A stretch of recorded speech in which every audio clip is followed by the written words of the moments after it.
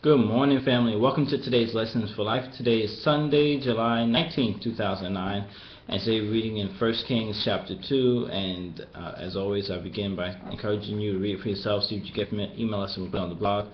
But we see, David's actually about to transition out of this life into his next dimension, and he leaves some instructions. He speaks to his son Solomon, who's now become king. And he tells him certain things to do, certain people to watch out for, certain people to beware of, and even how to keep his relationship with the Lord and to follow his decrees, his commandments, and things of that nature. And this is why I want to bring up for Lessons for Life, just how David got Solomon off on the right foot by leaving him these instructions. Now, of course, as we read before, we know David was not perfect in regards to his children. He had some errors even with dealing with his other son Absalom. But we see here how something that we can definitely follow and want to put into practice for ourselves and really useful lessons for life.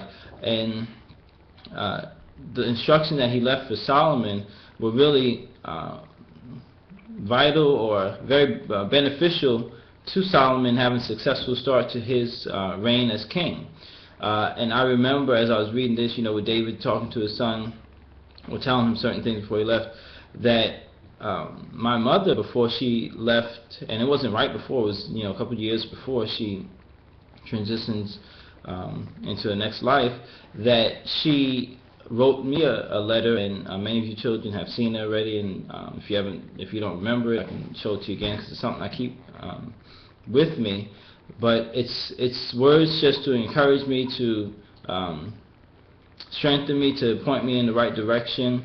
And it's amazing that even though she's not with us physically here now, that I can still look at the letter, and I do so from time to time, and it still encourages me as if she was even here.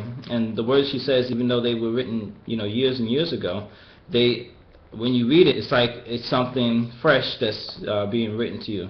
And it's a way if you can really leave a real legacy, or something that can be lasting in the hearts of those that you leave behind. So that's even part of the reason, of course, that as I do Lessons for Life. So when I'm gone, when I'm left, you can still refer to some of the things that I've said in these Lessons for Life, and things I may say may help to encourage you, inspire you, or you may learn a different lesson that you want to go with. But that was really one of the inspirations behind it, and I see David even doing the same thing here with Solomon, telling him certain things to do.